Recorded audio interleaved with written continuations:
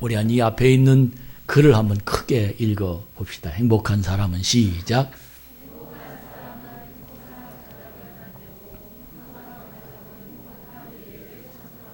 아멘. 참 좋은 교회는 행복 공장입니다. 미국의 어느 주부대학에서 있었던 일입니다. 그 주부대학에 나왔던 프로그램 강사가 수업이 끝나자마자 학생들에게 우리 다 같이 즐거운 놀이를 합시다. 그리고는 놀이를 하는데 그 놀이를 하자라는 그 놀이 앞에 어느 주부가 교탁 앞에 나서면서 칠판에다가 글씨를 쓰는 거예요. 근데 어떤 글씨를 쓰느냐 하면 한 사람씩 나와서 나에게 가장 친한 절친 20명을 칠판에 써 주십시오. 그렇게 내가 가장 친한 이 세상에서 나와 제일 잘 만나고 대화가 통하고 나 밥을 같이 먹고 내 인생을 서로 이야기할 수 있는 20명을 칠판에다가 각자 써줬으면 좋겠습니다. 라고 말을 한 거예요. 그래서 제일 먼저 어느 주부가 나와서 자기가 20명을 칠판에다 쫙 썼습니다. 시키는 대로 친척도 쓰고 이웃도 쓰고 친구도 쓰고 20명을 다 썼습니다. 교수는 그 친구 교탁에 나와서 20명의 이름을 쓴 그 주부에게 한 사람씩 지금부터 가장 중요하지 않는 사람 이름을 지우십시오. 쓸 때는 신났는데 고민이 생기기 시작했습니다. 제일 먼저 이름을 지었는데 이웃의 이름을 지워서 19명 남았습니다. 다시 한 사람 이름을 지우라 그랬더니 회사 동료 이름을 지웠습니다. 계속해서 누구를 지우십시오, 누구를 지우십시오, 누구를 지우십시오. 지울 때마다 그 사람의 얼굴이 생각나며 좀 미안한 생각이 들었습니다. 마지막으로 칠판에는 4사람이 남았습니다.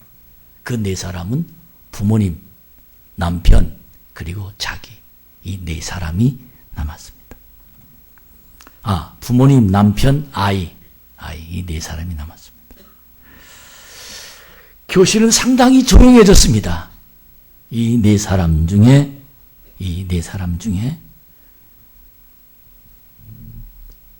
이름을 지우십시오. 그랬더니 이 주부는 가슴이 멎는 듯 했습니다. 누구를 지워야 되나? 어떻게 해야 되나? 여러분은 누구를 4사람 남았는데 지우겠습니까? 그 주부는 부모님을 지었습니다.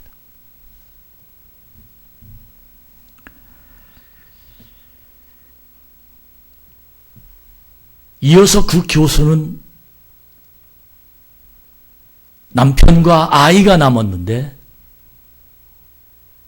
또 한 사람을 지우라고 말합니다. 그 주부는 그 교탁 앞에서 울기 시작합니다. 어깨가 들썩들썩하며 울기 시작해요. 누구를 지휘해야 할지를 모르겠어요.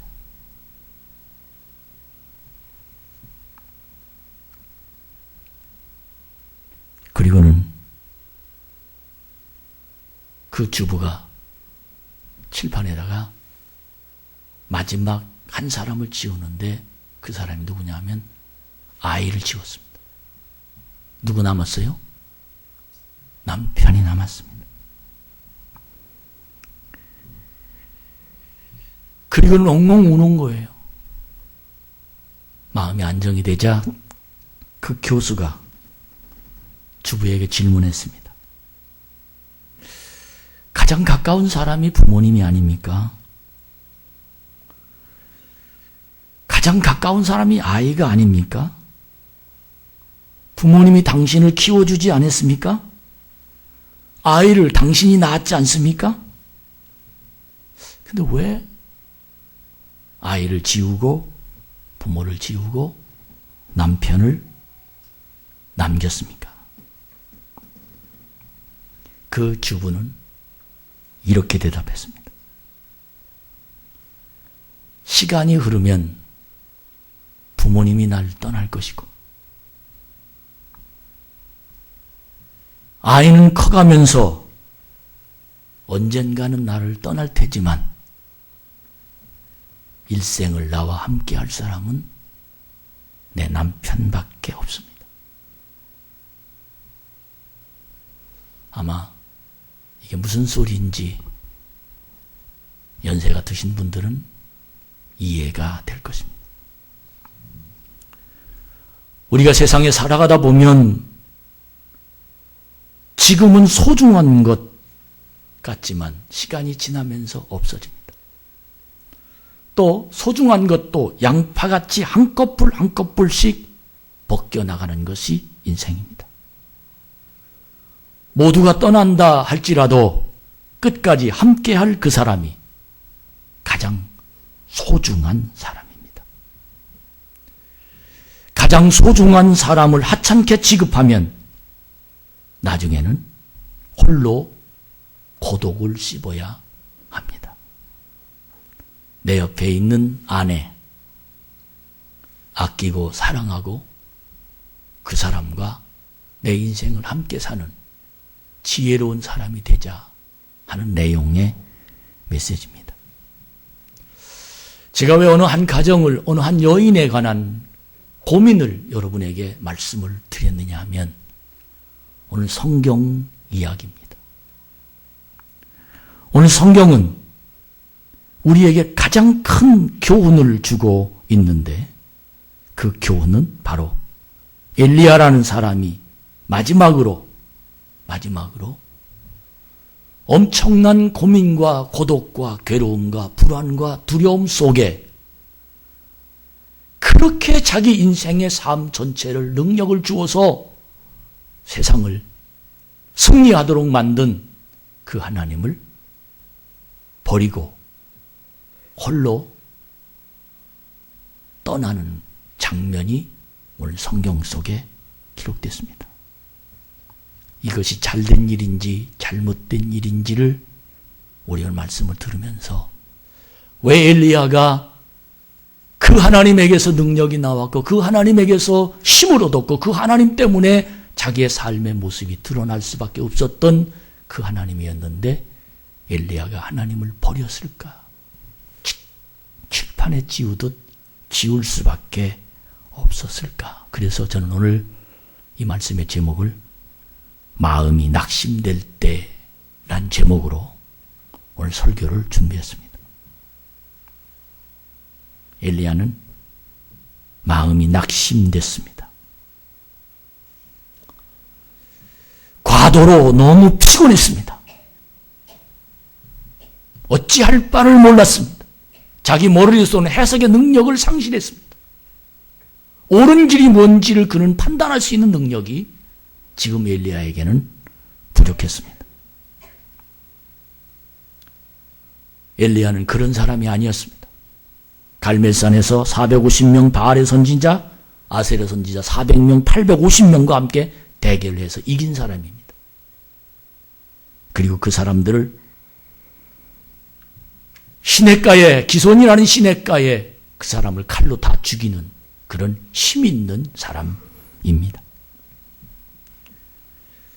또한 엘리야는 3년 6개월 동안 땅에 비가 오지 않자 하나님께 간절히 기도해서 손바닥만한 구름 조각 한 것으로 장맛비가 올 것을 예견하면서 하나님의 능력으로 그 땅에 비가 오게 했던 엄청난 하나님의 사자요, 하나님의 능력입니다. 그런데 그가 마음이 낙심됐습니다. 그 엄청난 하나님의 권능을 가졌던, 세상에 부러워했던 모든 사람이 그 앞에 무릎 꿇었던, 그리고 어떤 사람도 그에게 대항할 수 없었던 정말로 능력 있는 그런 선지자 엘리야였는데 그 엘리야가 무릎 꿇고 낙심되고 실망하고 괴로워하고 포기하고 싶고 심지어 자기에게 엄청난 기적을 베풀게 한 하나님의 이름을 지우는 그런 일들이 엘리야에게 벌어졌던 겁니다. 왜 그런 일이 벌어졌나요? 오늘 이 열왕기상 19장 1절에 보면 2절까지 보면 아합이 엘리야가 행한 모든 일과 그가 어떻게 모든 선지자를 칼로 죽였는지를 이세벨에게 말하니 이세벨이 사신을 엘리야에게 보내 이르되 내가 내일 이맘때에는 반드시 네 생명을 저 사람들 중 한 사람의 생명과 같게 하리라. 그렇게 하지 아니하면 신들이 내게 벌 위에 벌을 내림이 마땅하니라 한지라. 이세벨은 아합 왕의 왕후입니다. 이세벨이 이스라엘에 올 때, 시집 올 때 바알 목상 아세라 선지자들을 데리고 온 850명을 엘리야가 죽였습니다. 이세벨은 가슴이 충격적이었습니다. 그는 자기가 믿는 신들 선지자를 죽였다는 그 말에 내가 반드시 너를 죽일 것이다 하는 이 마음을 가지고 그는 아합 왕에게 전가를 보낸 겁니다. 그 말에 엘리야는 자기 자신의 심령이 와르르 무너졌습니다. 그렇게 당당하게 갈멜산에 싸웠던 엘리야였는데 이세벨 말 한마디에 전갈 한마디에 그는 무너질 수밖에 없었습니다. 사람은 그렇습니다. 굉장한 것 같은데 어느 한순간에 무너진 그것이 바로 인간입니다. 무언가를 향해서 대단한 것 같은데 어느 한순간 무너진 것이 바로 인간입니다. 최후의 이세벨의 타격 그 한마디, 내가 저 사람들 한 사람의 생명과 같게 내가 너를 그렇게 만들지 않으면 내가 섬기는 신이 나를 죽일 것 같다. 내가 너를 반드시 죽이겠다. 이세벨의 성격을 보아 분명히 사람을 보낼 것은 뻔한 것이고 나는 죽게 될 것이다 하는 그것 때문에 엘리야는 도망갑니다. 몰트만이라는 희망의 신학자, 세계적인 석학입니다. 독일의 신학자인데 그가 2차 세계대전 때 영국의 포로로 잡혀가서 포로 수용소에서 종살이를 하는데 이미 심신이 피곤하고 지쳐서 견딜 수가 없었습니다. 그런데 소식이 들려왔는데 자기 고향 땅에서 함부로 걸어가는 자기 고향인데 폭격을 받아서 그렇게 자기가 사랑하는 애인이 그 폭탄에 죽었다는 소식을 듣습니다. 이 몰트만이라는 희망의 신학자가 완전히 무너졌습니다. 그래서 그는 자살을 결심합니다. 죽자. 내가 여기서 포로로 이렇게 살다가는 죽는 게 차라리 낫겠다.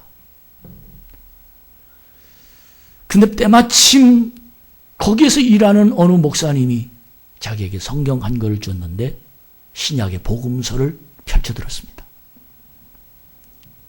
그 복음서 중에 예수님의 십자가, 부활의 생명, 주님이 나 때문에 이 마지막 주님이 주신 메시지를 읽으면서 몰트만은 그때 새로운 각오와 결심을 하게 됩니다. 하나님 나와 함께 하신다. 난 여기서 죽을 수 없다. 하나님 나에게 희망을 주신다. 하나님은 길이 있다. 이 메시지를 몰트만은 받아들고 거기서부터 자기 자존심을 세워가며 그는 새로운 세상을 출발하게 되어 세상에 나와서 희망이라는 신학을 전합니다. 모든 사람은 소망이 있다. 모든 사람 속에서는 길이 있다. 절망이 아니라 킬크골이라는 사람에게 주어지는 죽음에 이르는 병이 있지만 그러나 인간에게 주님을 만나 새 생명, 예수의 십자가의 생명이 내 속에 담아있는 한 우리 그리스도인에게는 희망이 있다. 이것을 몰트만은 많은 사람들에게 가르쳐줍니다. 그런데 엘리야는 이 소식이 그에게 다가오는 그 삶을, 자기 삶을 감당할 수 없어서 그는 어떤 고백을 하느냐 하면 열왕기상 19장 3절 4절에 보면 그가 이 형편을 보고 일어나 자기의 생명을 위하여 도망하여 유다에 속한 부엘셉에 이르러 자기 사환을 그곳에 머물게 하고 자기 자신은 광야로 들어가 하루길쯤 가서 한 로뎀 나무 아래에 앉아서 자기가 죽기를 원하여 이르되 야훼여 넉넉하오니 지금 내 생명을 거둬가소서. 나는 내 조상들보다 낫지 못합니다. 이 말이 똑같습니다. 나 죽여주십시오. 나 여기서 죽는 게 차라리 낫습니다. 우리는 또 세상이 너무 살기 어려울 때, 야, 여기서 딱 죽었으면 좋겠다. 그런 마음을 가진 사람들이 여러 명 있습니다. 이제 하나님 날 데려가 주십시오. 내가 너무 피곤합니다. 지쳐서 내가 더 이상 살기 어렵습니다. 내가 차라리 여기서 끝내는 것이 좋겠습니다. 아마 그런 마음을 사람들은 거의 한두 번씩은 가졌을 것입니다. 여태까지 예수 믿고 주여 주여 부르던 내가 바로 이런 마음 너무 안타깝지 않습니까? 차라리 죽여달라는 그 마음 너무 초라하지 않습니까? 그런데 여러분, 약해지면 누구든지 다 그런 마음을 품을 수밖에 없습니다. 엘리야처럼 위대한 하나님의 종도 낙심하니까 로뎀나무 밑에서 차라리 내가 죽는 게 낫다고 얘기한 그 목숨 거둬달라는 그 말. 엘리야만 그렇습니까? 모세도 그랬습니다. 민수기 11장 1절 11절로부터 15절까지 보니까 모세가 야훼께 여짜오되 어찌하여 주께서 종을 괴롭게 하시나이까? 어찌하여 내게 주의 목전에서 은혜를 입게 아니하시고 이 모든 백성을 내게 맡기사 내가 그 짐을 지게 하시나이까? 책임이 심히 중하여 나 혼자는 이 백성을 감당할 수 없나이다. 주께서 내게 이같이 행하실진대 구하옵나니 내게 은혜를 베풀사 즉시 나를 죽여 내가 고난당함을 내가 보지 않게 하옵소서. 주님 하나님 은혜 베풀어 주셔서 죽여주시고 내가 이 고난을 내 자신이 당하지 않게 하시옵소서. 그렇게 하나님 앞에 모세도 자기 죽음을 간구하는 그런 기도를 드렸다는 사실을 이 성경에서 우리는 느낄 수가 있습니다. 사람은 위대하다 할지라도 심히 오랫동안 시련을 당하고 스트레스를 겪으면 낙심해서 좌절하고 절망하는 것이 바로 인간입니다. 그렇기 때문에 낙심하고 좌절하고 절망한 사람을 보고 우리는 손가락질하지 말아야 됩니다. 왜? 나도 그럴 수밖에 없기 때문입니다. 누구도 그렇게 될 수밖에 없기 때문입니다. 문제는 죽고 싶을 때, 낙심할 때, 실망할 때, 세상을 향하여 내 자신이 섞이지 못할 때, 내 자신이 자존감이 일어서지 못할 때, 내가 어디 가든지 내 자신이 존재감에 대해서 내 자신이 너무 초라해질 때 나는 과연 그리스도인은 과연 죽어야 되느냐, 죽여줘야 되느냐, 주여 내 기도를 응답해달라고 차라리 죽었으면 좋겠다라고 그런 말을 하며 세상을 살아야 되느냐, 이것이 기독교이냐, 그런 말입니다. 내 마음이 약해질 때, 내 마음이 지쳐있을 때 과연 그리스도인이 오늘 이 엘리야처럼 하나님 이름 지우고 도망갈 거냐, 바로 그런 이야기를 우리 하나님은 우리에게 주시는 겁니다. 그러나 중요한 건 여러분, 내가 행복하면 내 가정이 행복합니다. 할렐루야. 내가 죽고 싶으면 내 가정을 죽고 싶습니다. 내가 행복하면 내 가정이 행복하고 내 가정이 행복하면 내 미래가 만들어질 것입니다. 그러나 내가 죽고 싶으면 내 가정 전체가 다운되고 내 가정의 미래는 보장되지 않습니다. 저는 오늘 이 엘리야를 쳐다보면서 하나님이 이런 마음을 품고 있는 엘리야를 어떻게 처리하고 계신가? 이렇게 괴로운 마음이 지쳐서 헤매일 때 엘리야를 하나님은 어떻게 그를 인도하시는가를 저는 눈여겨보면서 내 심령에 힘이 생겼습니다. 사랑하는 여러분, 지쳐있을 때 주님을 봅시다. 주님을 지우지 말고 주님을 바라보는 하나님의 은혜가 여러분 가슴 속에 넘쳐서 내 심령 속에 행복을 만들어가는 하나님의 자녀로 살아가는 복 있는 자가 되기를 주의 이름으로 축복합니다. 나는 낙심하고 고통스러울 때 포기하는 것이 아니라 내 마음을 소생시켜야 됩니다. 내가 스스로 소생하든지 아니면 남의 도움을 받아서 소생하든지 어쨌든 내가 살아나야 됩니다. 저는 많은 세상을 살면서 목회하면서 동안 참 많은 시련을 겪었습니다. 사람에 관한 시련, 돈에 관한 시련, 내 자신의 정신적인 시련, 그리고 내 인간이 마음속에 품을 수 없는 많은 일들이 모두 다 그렇습니다. 나뿐만 아니라 목사뿐만 아니라 어떤 사람도 이런 마음은 다 가질 수밖에 없는 것이 바로 인간입니다. 근데 여러분, 그때마다 쓰러집니까? 그때마다 포기합니까? 그때마다 세상을 원망하고 그때마다 나 혼자 돌아다니고 맙니까? 인간 속에 감기가 들으면 감기를 어떻게든지 쉬든지 약을 먹든지 병원에 가든지 주사를 맞든지 감기를 고쳐야 정상적인 건강한 세상으로 살듯이 내 속에도 지쳐 있으면 이 지친 마음을 고쳐줘야 새로운 세상을 살 수 있다는 사실을 깨닫는 자가 되길 주의 이름으로 축복합니다. 내 마음이 무너지면 일으켜놔야 내가 세상을 살 수 있는 길이 열린다는 겁니다. 전 많은 사람을 봐요. 저 사람이 무너졌는데, 저 사람이 지쳤는데, 저 사람이 쓰러지고 있는데 원망만 하고 자기 자신이 원망만 하고 일어날 생각을 하지 않는 거예요. 참 너무 안타까워요. 저 사람 간 자정이 저 사람 때문에 무너지는데, 저 사람의 행복을 다 무너져 버렸는데 어떻게든지 자기가 일어나야지. 할렐루야. 내 자신이 소생해야지. 살 길을 찾아야지. 내가 안 되면 누구의 도움을 받아서라도 내가 살아야지. 세상이 그렇다고 원망하고 누구 때문에 그렇다고 미워하고 나는 왜 그러냐고 부모 원망하고 내 자신이 초라하고 나는 실패할 수밖에 없다라고 생각하고 여기서 무너지면 나만 무너지는 게 아니라 가정이 무너지고 가정만 무너지는 것이 아니라 내 미래가 무너지고 맙니다. 하나님은 나를 사랑하십니다. 우리 하나님은 나에게 포기하지 않습니다. 성경에는 분명히 상한 갈대를 꺾지 않는다고 그랬습니다. 꺼져가는 등불을 끄지 않는다고 했습니다. 왜? 이런 마음을 가지고 계신 분이 하나님이시기 때문입니다. 할렐루야. 이런 마음을 갖고 계신 분이 하나님이십니다. 우리 하나님은 나를 좋은 길로 인도하십니다. 우리 하나님 나를 행복한 길로 안내하십니다. 상한 갈대가 못났지 않습니까? 못나서 바람이 날리면 꼭 끊어질 듯 하더라도 그 주님은 그 상한 갈대를 지켜서 끊어지지 않게 하고 꺼져가는 심지도 꺼지 아니하시는 주님의 성품, 주님의 계획, 나에게도 통합니다. 사랑하는 우리 참 좋은 게 성도 여러분, 행복을 꿈꿉시다. 소생합시다.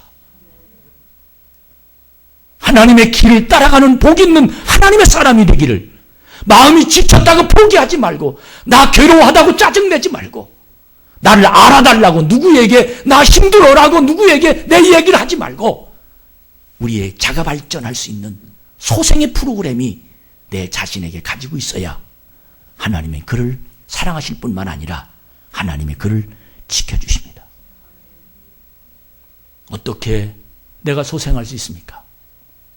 하나님이 나에게 관심을 어떻게 가지게 할 수 있습니까?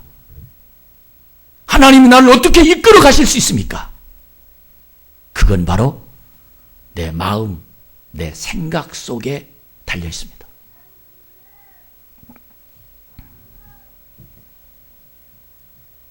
이사야에게 하나님은 말씀하십니다. 이스라엘이 포기했어요. 돌아가기 틀렸다. 우리 죽었다. 우린 끝났다. 그런데 그런 이스라엘 백성들에게 하나님은 이사야를 통해서 두려워 말라. 내가 너와 함께함이니라. 놀라지 말라. 나는 내 하나님이 됨이니라. 내가 너를 붙들리라. 내가 너를 굳세게 하리라. 참으로 나를 도와주리라. 의로운 오른손으로 내가 너를 붙들리라.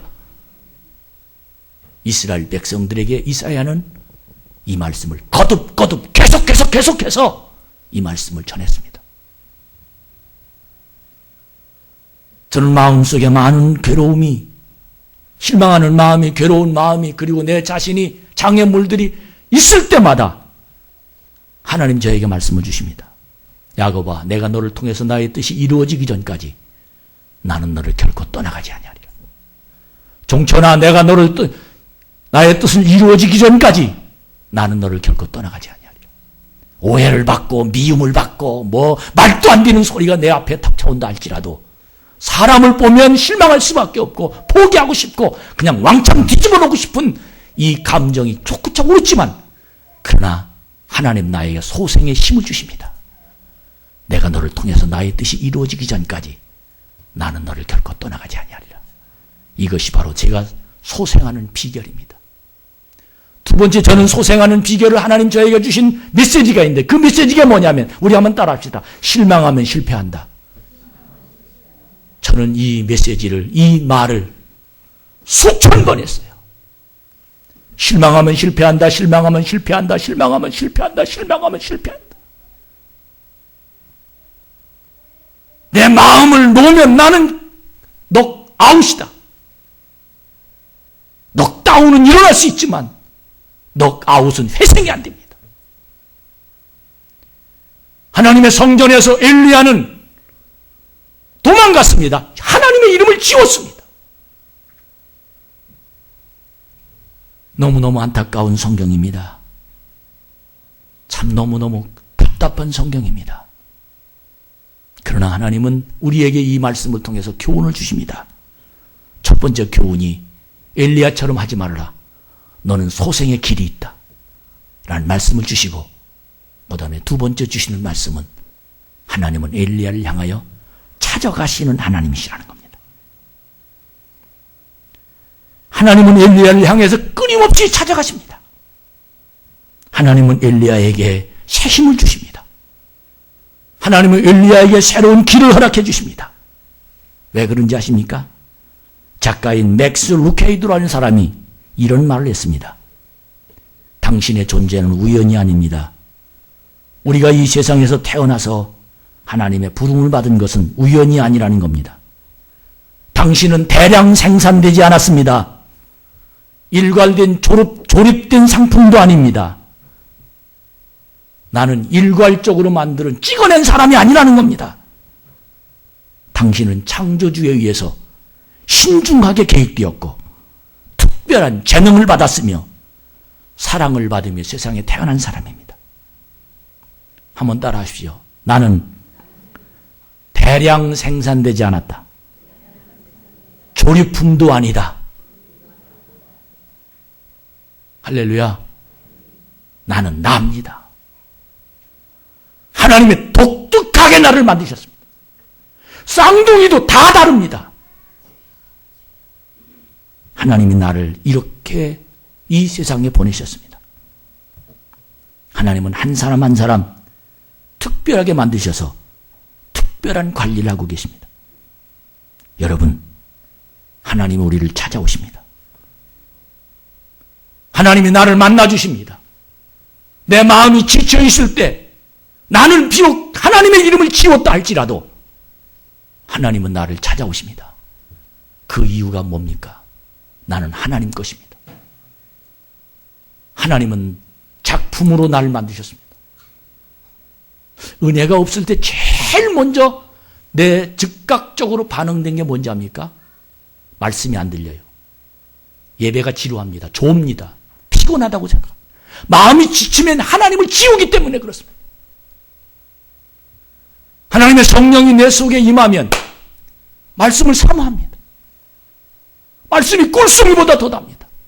왜? 그 속에서 나를 하나님이 인도하시기 때문입니다. 사랑하는 성도 여러분, 나는 하나님의 특별 작품입니다. 오히려 하나님은 우리에게 이렇게 말씀하십니다. 하나님은 의인에게 관심 있는 것이 아니라 죄인에게 관심이 있습니다. 건강한 사람에게는 의원이 쓸데없다고 말하십니다. 병든 자라에 의원이 쓸데있다고 하신 주님, 내가 필요할 때가, 하나님이 나에게 필요를 느낄 때, 내가 하나님이 필요를 느낄 때가 낙심할 때입니다. 지쳐있을 때입니다. 죄를 질 때입니다. 죽어 넘어질 때입니다. 내가 답답할 때입니다. 나 혼자 힘으로 살아갈 수 없을 때, 하나님의 이름까지라도 지우고 싶을 때, 오히려 하나님은 날 찾아오십니다. 너 지금 내가 필요해. 지금 너는 내가 없으면 넌 죽어. 이래서 하나님은 나를 끝까지 찾아오시고 나를 소중하게 여기시고 나를 이끌어 주시고 나를 인도해 주십니다. 시편 42편 5절에 보면 내 영혼아 네가 어찌하여 낙심하며 어찌하여 내 속에서 불안해하는고 너는 하나님께 소망을 두라. 그가 나타나 도우심을 말미암아 내가 여전히 찬송하리로다. 할렐루야. 열왕기상 19장 5절부터 8절까지 말씀을 보면 로뎀나무 아래에 누워 자더니 천사가 그를 어루만지며 그에게 이르되 일어나서 먹으라 하는지라. 본즉 머릿맡에 숯불에 구운 떡과 한 병 물이 있더라. 이에 먹고 마시고 다시 누웠더니 야훼의 천사가 또다시 와서 어루만지며 이르되 일어나 먹으라. 거기서부터 시작. 내가 갈 길을 다 가지 못할까 하노라 하는지라. 이에 일어나 먹고 마시고 그 음식물의 힘을 의지하여 40주 40야를 가서 하나님의 산 호렙에 이르니라. 할렐루야. 자기 이름을 지웠어요. 누가? 엘리야가. 그런데도 하나님은 로뎀나무 아래에 누워 자는 엘리야에게 찾아가서 떡과 숯불에 구운 떡과 한 병 물을 주면서 어루만져 주면서 먹으라고 말하면서 여기서 주저앉으면 네 갈 길 가지 못하고 네가 할 일을 하지 못하니 너 지금 빨리 하나님의 산 호렙에 이르러라. 사랑하는 여러분, 하나님의 말씀으로 우린 다시 일어날 수 있습니다. 하나님은 오늘 또 로뎀나무의 밑에서 쉬고 싶다고 주저앉은 포기하고 싶은 내 인생을 다시 일으키시려고 천사를 보내십니다. 오늘 이 자리가 그 자리가 되기를 축복합니다. 말씀이 내 생명을 이어가는, 많은 사람들이 이런 어려울 때, 지쳐있을 때, 피곤할 때, 정말 포기하고 싶을 때, 아무도 만나고 싶지 않을 때, 자존감이 없을 때, 내 자신에 대해서 너무너무 괴로울 때 그 해결을 자꾸 밖에서 찾으려고 그래요. 누가 나 안 도와주나? 누가 재산 우리 오대조 할아버지가 남겼다고 혹시 전화 안 오나? 혹시 나를 도와주겠다고 어디서 꿈에라도 안 나타나나? 내가 인생에 문제가 생길 때 자꾸 외부에서 나를 어떻게 구원해 주려는 그런 외부의 소식을 기다립니다. 그러나 우리 하나님은 외부에서 나를 구원하신 하나님이 아니라 내 안에서 나를 구원하십니다. 내 마음 속에 계신, 내 생각 속에 계신 하나님이 그동안 들었고 깨달았고 결심했고 하나님을 만났고 하나님의 능력이 내 속에 담아있는 내 자신 속에 계신 내 하나님이 나를 부르십니다. 나에게 떡과 고기를 가져다 주십니다. 여기에서 하나님 나를 일으켜 주십니다. 그리고는 그에게 할 수 있거든이 무슨 말이냐? 믿는 자에게는 능치 못할 일이 없느니라. 너 나를 믿느냐? 너 나를 믿느냐? 내게 능력 주시는 자 안에서 내가 모든 것을 할 수 있느니라. 세상을 살아가는 우리의 삶 속에 어느 누구 하나 지쳐 있지 않는 사람이 없습니다. 그러나 성공한 사람은 지쳤을 때 일어난 사람이고 실패한 사람은 지쳤을 때 넘어져 있는 사람입니다. 사랑하는 우리 참 좋은 교회 성도 여러분, 이제 우리의 마음의 생각을 바꿔야 됩니다. 나의 태도를 바꿔야 됩니다. 어떤 사람은 지가 하나님이야, 자기가 다 해. 아니에요. 엎드려서 겸손하게 온유하게 하나님의 음성을 듣고 하나님의 길을 따라가는 믿음의 모습이 내 속에서 일어나야 될 줄로 믿습니다. 그 이유는 심리적이 아니라 예수의 피값이 있기 때문입니다. 할렐루야. 이 성전 안에 십자가가 달려있기 때문에 그렇습니다. 예수 그리스도의 보혈의 피로 나를 살려주셨기 때문에 그렇습니다. 하나님 한 분 그 사랑으로 말미암아 나는 몸값이 지불된 사람입니다. 여러분, 우리 주님은 나를 포기하지 않습니다. 내 마음에 소생시키는 하나님의 권능이 여러분을 주장하기를 축복합니다. 나는 반드시 행복할 겁니다. 그 이유는 하나님 나와 함께 계십니다. 결론을 말씀드립니다. 마음의 실망을 인생을 살면서 밤이라고 표현합니다. 마음의 실망이 오면 깜깜해지기 때문입니다. 그러나 불신자들은 실망의 밤을 동굴로 표현합니다. 동굴은 끝이 없어요. 절망입니다. 그리스도인은 실망의 표현을 터널이라고 말합니다. 이 터널을 지나면 길이 있기 때문입니다. 여러분, 실망 밤 걱정하지 마십시오. 터널을 지나면 하나님의 역사가 일어날 줄로 믿습니다.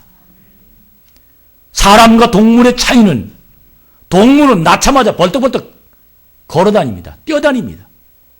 근데 사람은 12달 정도 있어야 일어납니다. 넘어졌다, 일어났다. 얼마나, 어떤 분은 유아교육하는 분이 그런 말을 해요. 사람이 일어나 걸을 때까지 몇 번 쓰러지는 줄 아느냐? 2000번 넘어졌다 쓰러졌다 한다. 2000번. 그래서 2000번을 넘어졌다 일어났다 하면 걸을 수 있다는 거예요. 성공한 사람들이 몇 번 넘어졌었느냐라고 말하니까 200번 넘어졌다 일어났다는 거예요. 여러분, 인간은 하나님이 넘어졌다 일어나도록 만드셨습니다. 이제 10월 내 가슴에 풍성한 하나님의 주신 열매를 맺어야 됩니다. 전 이번 특별 새벽 기도회에 제 마음의 기대가 됩니다. 성령님을 만나 21일 동안 행복의 길을 걸어가는 메시지가 뭘까? 말씀을 준비하면서 하나님, 행운의 길을 걸어가게 하시옵소서. 하나님, 내 마음속에 소생이 하는 하나님의 기적을 일으키는 하나님의 자녀들이 되게 하시옵소서.